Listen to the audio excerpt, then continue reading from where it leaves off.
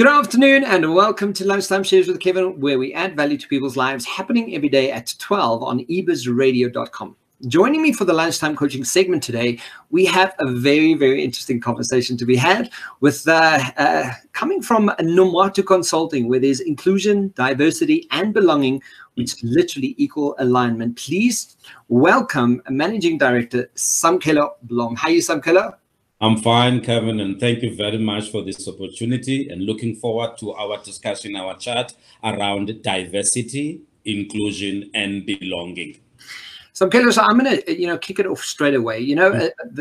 We've heard this diversity thing, and we've heard it for a number of years now.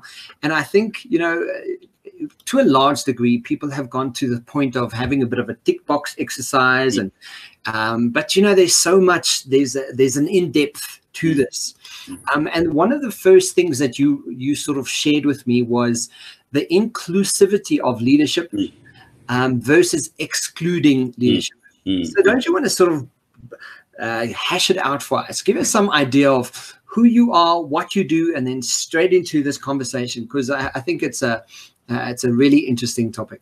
Yeah, just a brief intro about myself. As you already said, I own Nomatu Consulting. Born and bred in the hills and the valleys of the Eastern Cape, arrived in Cape Town in 1992, did my degree at UCT. I've worked in 9 different companies, some of them JSE, also worked at a university, also did some research work as well. I've done human resources work. I've headed up learning and development. And for 5 years, I was a head of transformation. And then the last 6 years, I was just a group HR executive. And that's where the passion for diversity, inclusion, and belonging came in terms of how diverse were organizations and also how can we bring diversity, but mostly, as you've alluded, how can we bring inclusion in organizations? And I agree with you when you say it becomes a tick box exercise, because people say, yes, we do. People report that we do have so many Black people in our company. We do have so many Black managers, or so many women, or so many disabled people, but that is not enough. The issue is having them. How do we maximize that diversity? How do we make it work, that mix in our organization? When I've got millennials, when I've got people who come from different backgrounds and I'm a leader, what practices, what behaviors, what policies can we put in place so that everyone who works for us, they feel included? And I think for me, that's the trick. That's the most challenging part when we work with organizations, because they do tick the box, but how do we make it work? Absolutely. And that's, leads us to that point where we started off with inclusive leadership and versus exclusive leadership. But you want to give us an idea of what that is? I think, we know exclusion is such an important part of leadership, but I don't think anyone is even aware of when they are actively excluding in the leadership style or being an exclusive leader. Like how are they excluding the staff and they don't even realize? And you are right. I don't think many people deliberately and intentionally exclude staff. And I like the point that you've said. Some people, sadly, they are not aware that actually my behavior. So let me give a good example. If I'm an MD or I'm a team leader, I'm running a meeting and there are about 11 people in that meeting. And one person makes a comment that is very valuable, but I'm silent, I say nothing about that. Then 4 minutes later, someone makes a comment that is similar to that with the same example. And I use words like, that was great, that was brilliant, I like that. I have just excluded the other person without me being aware. And because we are human beings, Kevin, we tend to be close to those whom we relate with. And sometimes then we then exclude other people, more so at work. Sometimes even when we do interviews, where we're doing an interview for an accounting manager, interview from a Java developer, we start talking to the candidate, we find out that his or her child went to the same place as our child, or they come from the same place as we, or they went to UWC or UCT. And then we say, we kind of like him. What are we doing now? Because we like this other one, other people in our subconscious, we begin to exclude them. So to go back to what you said, when we are excluding, we are not always aware. Sometimes it's our policies of our company, which we've had for so many years. Remember, our company might be 10 or 15 or 20 years. So we've had one policy of doing things that has worked for us, but now there are Black people in our company. There are disabled people in our company. There are people who are gay and lesbian and transgender in our company. Do those policies speak to them as well? Our challenge as managers is, are we able to listen to that and include those other people as well? So if somebody works for our company, wants to do something, is that in line with our policy, or do we say, no, it's against the policy? So sometimes we'll even use words like, in order to apply for a bursary in our company, you must have worked for 5 years. So now please bear with me here, Kev. If you've employed me as a programmer and I'm there on month number 1, but on year 2, I need to learn or I need to be Microsoft certified or Cisco certified. Are you saying to me, I must still wait for 5 years before I get that accreditation?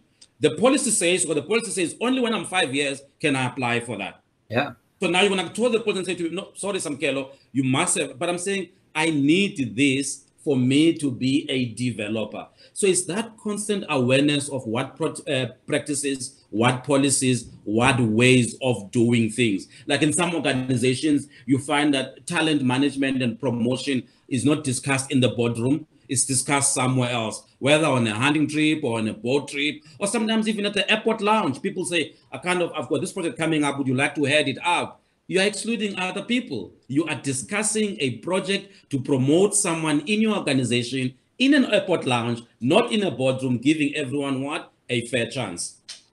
So I think, and it's one of the questions that come to mind, because it's something that I'm currently working on at the moment is, don't you think this also just lends itself to our own cognitive bias? We have biases that are culturally driven. We have biases that are, I mean, the history of this country speaks to so many biases that we instinctively have against each other. And yet I do it almost in habit formed. And if I'm not having that active awareness around how I am being biased and how I am excluding, I could be left behind at the end of the day. 100%. And we all have those biases. The scary part is when people go on training for unconscious bias training. So Kev, when me and you attend a course on unconscious bias training, sometimes they will teach us about our religion, about our culture. So you will leave there, Kev, knowing more about Samkelo's culture, knowing more about yours. But what does it mean in terms of the workplace? So now I've learned this is Kevin's background, Kevin's religion or behaviors, but how does that apply to work? Being aware of a bias is not necessarily the only solution. The other solution is, what do I do with that bias now that I'm aware of it? And we don't deal with that. So we go on this training, we learn about unconscious bias, that it's in the subconscious, but we don't do anything to say actively to say, how do I engage with that bias? So for me, I'm more than just attending training on unconscious bias. I'm more on, how does this bias apply when we are running a project management meeting? Yeah. How does this bias apply when we are looking at the suppliers that our company employs? How does this bias apply when I'm either recruiting or I'm promoting someone? How does this bias apply when Samkelo is doing Kevin's performance review? So for me, I'm making it more practical. Learn the bias, but bring it into the world of work as well. Absolutely. I love that you mentioned and giving us that practical example. I think that's exactly the point, right? Because like you say, we hear this, we have these ideas and information about cognitive bias, but when it comes to the practicality of it, we often don't know what it is, and we don't know how to use it effectively. But I mean, on the point to the difference between a leader and a manager, can what is the difference? Can I still be can I be a manager and a leader, or are you just a leader, or are you just a manager? What are those differences, and how do I go up? This is a very ongoing debate. My sense is that you can be both. A manager gets things right on time. It's about control. It's about planning. And you need a manager. You need a manager, or there will be chaos. Yeah. The one thing I like about leaders is that they inspire us to do things that we never thought we could do. Yes. A leader always challenges us. A leader always stretches us. A leader always has uncomfortable discussion with us, to the extent that when the leader feels that my talent and my skill are no longer serving the purpose of the organization, he or she will have that discussion with Samkelo. So a leader is not afraid of having uncomfortable discussions. With the manager, it's control. A manager tells me the policy. A manager asks me, why am I late? A manager wants the report for the work done. And the manager values me for working long hours. So the fact that I was at work from 7 up until 7 in the evening, a manager always ticks on that. But is never concerned with what am I doing in those 12 hours. A leader is open to discuss what am I doing, is also open to being challenged. A manager manages, not all managers, some managers, Kevin, manage through fear and control. Yeah. I've got power, I've got authority, I'm the team leader, I'm the supervisor, I'm going to make you feel my authority. Yes, you must do this because this is what I said. And there's no discussion. A manager, Kevin, can never admit when he's made a mistake, because admitting that I've made a mistake is a sign of weakness. I'm undermining myself before staff. A leader will be the first to say, I blew it up. I did not hear appropriately. I made a mistake. That's a sign for me of a leader. To answer your question, can you have both? Yes, you can have both. In fact, you do need both of them. But in my work, I find that people who lean more on management, they struggle with inclusion and inclusive leadership. And their argument, they will use words like, I joined this company 10 to 20 years ago, and I've had to work so hard to be where I am. So there is no way then that things are going to be changing. So managers tend to use their past as a reference point, not understanding that in the new world of work, when Kevin and Samkelo come to work, they bring their whole of themselves. They bring their beliefs, their emotions, their interests to the place work. Whereas in the olden days, they will say to us, leave yourself at the gate. Yes, absolutely. So I'm going to, as you're talking now, so that leads to this next question, because I think, it's still today. You speak about, a leader has to have the ability to have difficult conversations, and we have a history and a past that is quite touchy in South Africa. So is it kosher or politically correct to speak about race? Should we be doing this? Is there a context that we can be doing this? What is the preference? What do you suggest? Yeah, my challenge in South Africa, because I also do some consulting work for global companies outside South Africa. It's amazing when we deal with global clients that we deal with issues around leadership, around the culture. The race is there. Sometimes in South Africa, not all of us, we tend to see everything through the lenses of the race. So because you are white, I'm black, that becomes the prisoner of our discussion. We don't go beyond that. You are a father, I'm a father, you've got a family, you've got goals, and you've got interest as well. You've also got insecurities as well. So for me, we sometimes get trapped on the race. We see everything with the racial lenses. I do acknowledge the past. I do acknowledge the race, but there is more to a human being than the race. And I'll be correct you, there are some companies, some organizations which are still challenged on the race front, even when they seem to be doing the right thing, but the way they are doing it, it's actually playing in the criteria of race. Let me give you a good example. Head of a finance of a company I used to work at, we employed an African female disabled as a junior accountant. So the lady is not performing, is not delivering. The head of finance will come to my office and says, hey, Samkelo, is it okay if I discuss the performance issue with her?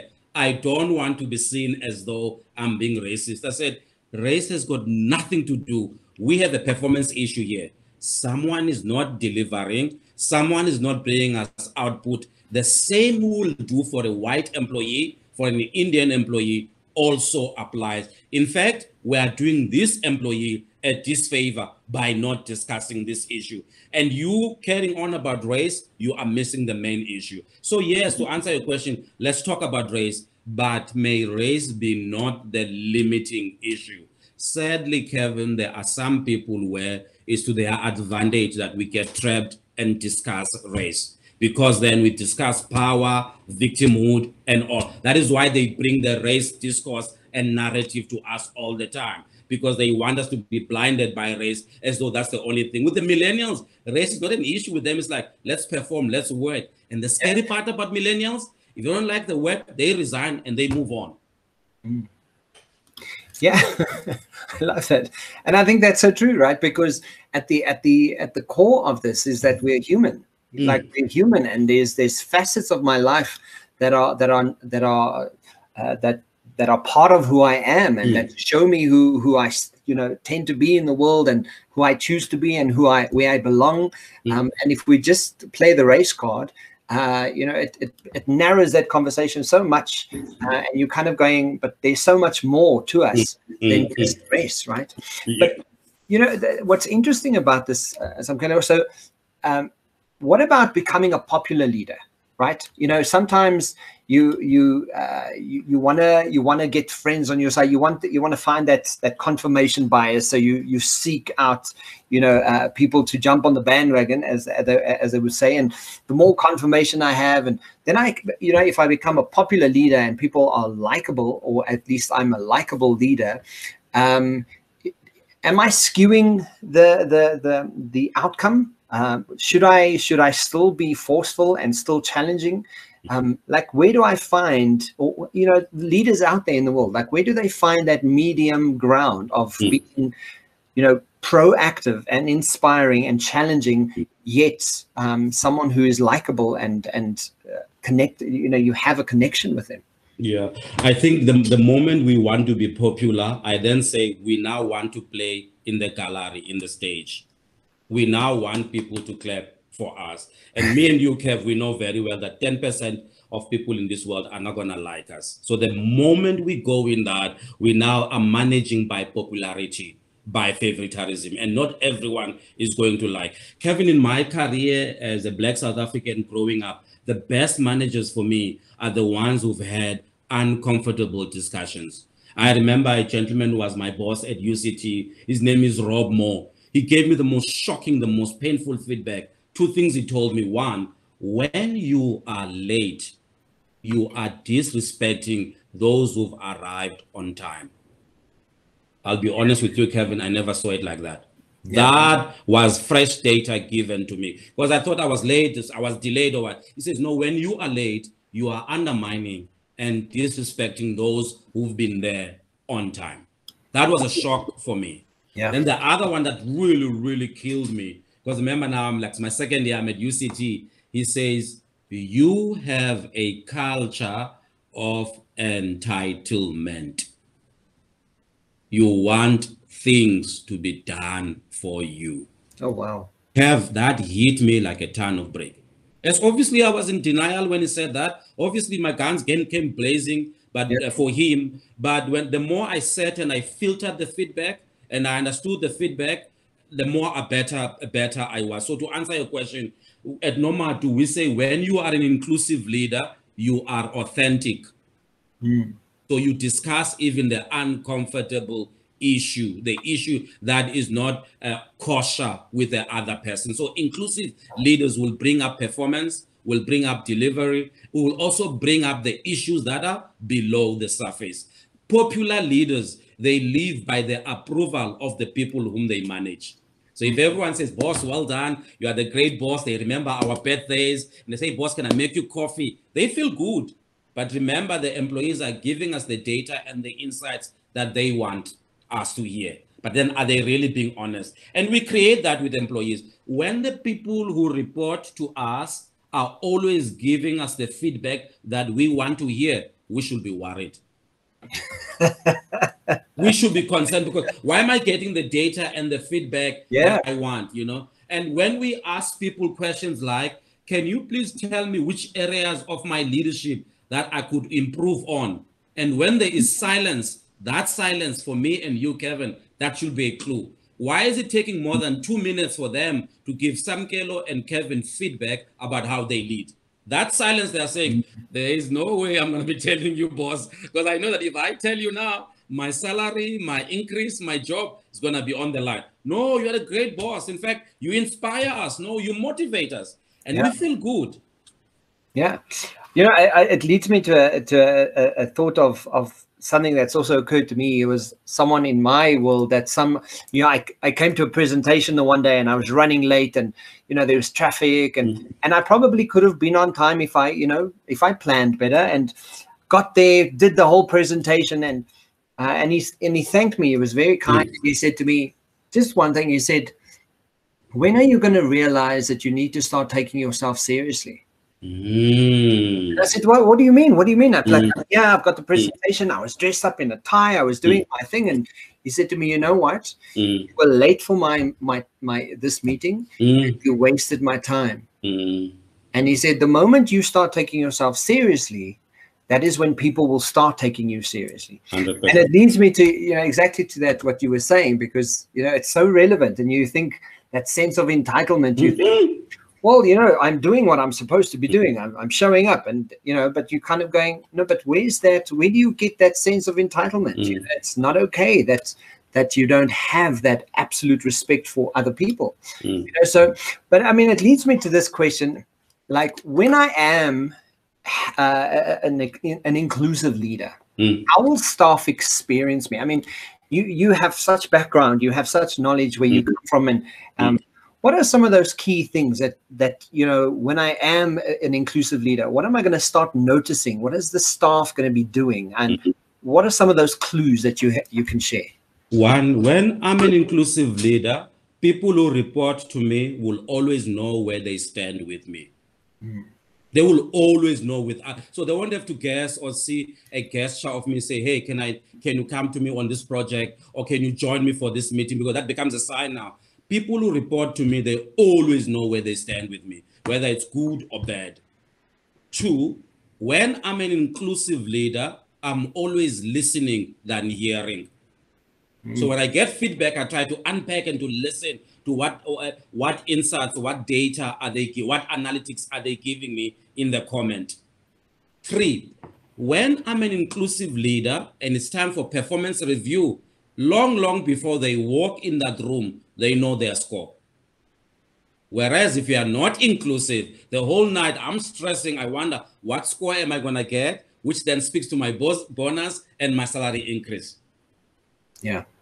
When I'm an inclusive leader, uncomfortable, tense, conflict situations are not avoided. Whereas when I'm not inclusive, I will talk to my other managers about how difficult it is to work with Samkelo and Kevin. But when I'm inclusive, I will say, can we please have this discussion? And this topic is not easy for me to discuss, but I need to talk to you about your time, about your output, or about the way you come across. When I'm an inclusive leader, I'll be inclusive even to the extent of telling you when it's time to exit the organization. Because I'm going to have a discussion with you and say, look, you've done very well for the organization, but where we're going right now, I don't think that's where we want to do. And I know the whole thing about labor law and all of that, but I've seen people who have honest discussion. They say, thank you for making me aware that I was actually becoming a furniture than becoming a value adder in the organization. Because now you've made them aware. And also you say, look, I can give you options. I can either do 3 months for you, or I can do this to help you to have a soft landing where you are going. But inclusive leaders are the first ones to have discussions with us. And then lastly, inclusive leaders are always open to feedback, regardless of how that feedback comes. Because some of that feedback, I'll be honest with you, Kev, the more I work in inclusive leadership, some of that feedback is not nice. Yeah. Some of that feedback is not, when people give you that feedback, you think, how dare they say this? Because I thought I'm Mother Teresa, I'm Pope John Paul, I'm the world's best leader. And this, I always say to leaders, ask yourself this question: how do people experience you? So we're not asking what is it that you do, how best you are. We're asking the men and women you work with, how do they experience you? That's a tough question. Yeah, and a tough question that a lot of people don't necessarily want to have, right? Yeah. So now, one of the things that sort of stand out with everything you're saying here, are there measurements to this? Like, can we see real business impact when we are having an active inclusivity in our environment, or is it just a sort of a fad, a flavor of the month kind of approach? Like, are there real tangible results and measurements that you can have with this? When I work for an organization or for a team or a call center environment where there's no inclusive leadership, there's no discretionary effort. I come in at 8, I will leave at 4 o'clock. And I will do what I can do. I will never exceed. 2, when there is no inclusive leadership, there's a lot of time on tension, on suspicions and perceptions, and those things, they erode. When there's no inclusive leadership, then there's a lot of verbal and written warnings. And then we're spending a lot of time in disciplinary hearings, a lot of time at the CCMA. And that's time. Having a disciplinary hearing is not only the hour we are doing it, it's preparing for it. Also, it's the tension and negative vibe that it brings. Many people listening to this discussion, they know what it costs to do a disciplinary hearing. So when we are not inclusive, we're spending a lot of time on these hearings, on this verbal warning. So we are managing by authority, by rule. So you were late, here's a verbal warning. Here's a final written warning. I will see you in a disciplinary hearing. Also, when there is no inclusive leadership, performance and productivity, they suffer. In organizations where there's diversity and inclusion, McKinsey already told us that performance and delivery, they go up by 33%. Innovation also improves as well. Not in the first 2 years, by the way. In the first 2 years, when we build diverse organizations or teams, it's hard work. But as they gel, as they work together, the forming and the storming, then they are more innovative, they are more productive, because there's nothing under the carpet. And also, when we are inclusive, we are able to tap into other talent. So what happened at what happened at H&M, what happened at Clicks was a sign of a lack of diversity and inclusion. Because had there been somebody in the team, the person would have said, hang on, this is a great idea, great branding, it's not gonna fly. Yeah. Not gonna fly. And also, it's one thing to say it's not gonna fly. It's another thing for what? For my voice to be heard as well. Yeah. And many organizations, they do have those people, but they suffocate and they stifle their voices. Hence, I said earlier on, when the people who report to me are always telling me what I want to hear, then there's a problem. Yeah, so and it's a case of encouraging difficult conversations, because then you learn and you understand and you see a different perspective, and it's so important. Yeah. I mean, last question that we have, just to round up today. Why is inclusive leadership so hard? Why is it hard for people? One, it's hard because for the first time, and that's a very good question, it shifts us from IQ to EQ, emotional intelligence. I don't know you about you, Kev. I'm a father with 2 girls. I'm still struggling in the EQ department, because that's why it's hard, because now we are shifting from control, we're shifting from planning, we're moving into EQ. Now we're moving into transparency. Now we're moving into communication. Now we're moving into uncomfortable discussions. Now we're moving into how we plan, how we relate, how we socialize. That is why. And EQ is extra hard, because EQ are tapping into a part of us that we've never tapped into before. And that is why it's always easy to shift into IQ. But Marshall Goldsmith says this in one of his great books. He says, what got you here will not get you there.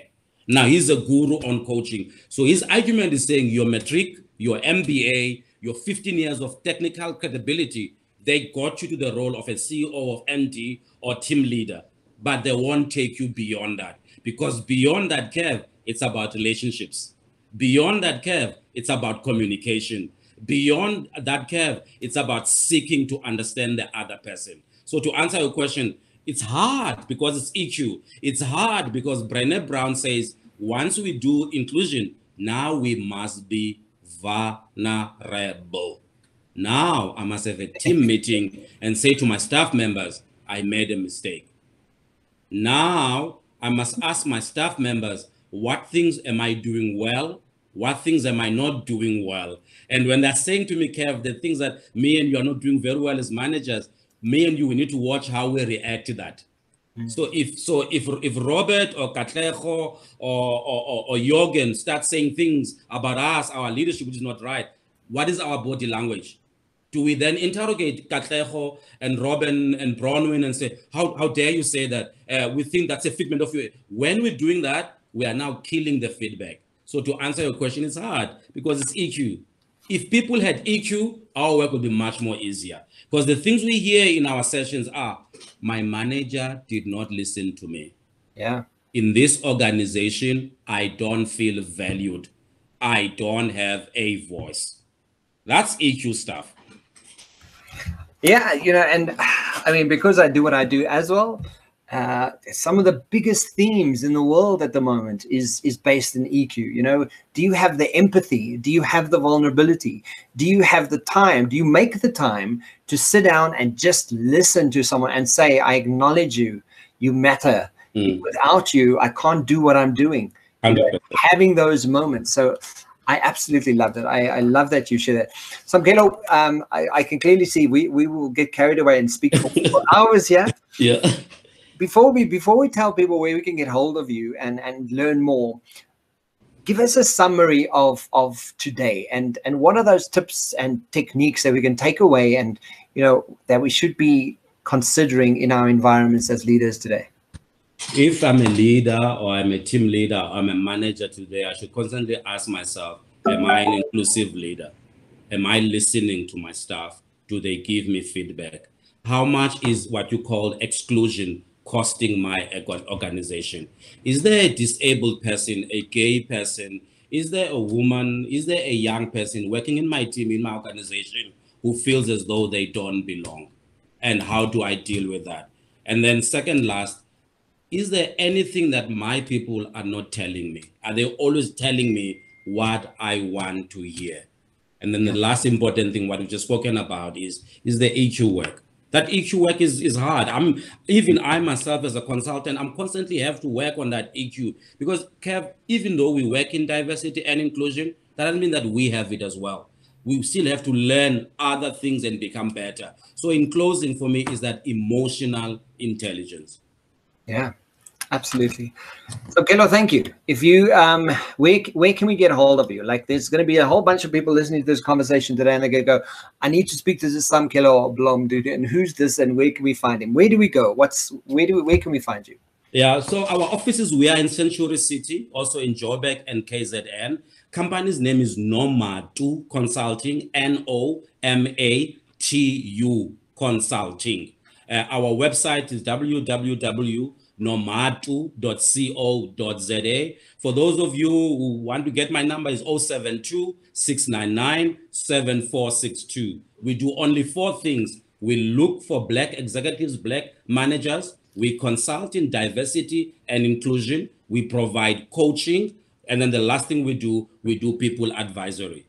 And also I've got a LinkedIn page. They can look under Samkelo Blom or Nomatu Consulting. Fantastic. Samkelo, thank you so much. Guys, if you want to know more, go and check it out on ebusradio.com, happening every weekday at 12 o'clock.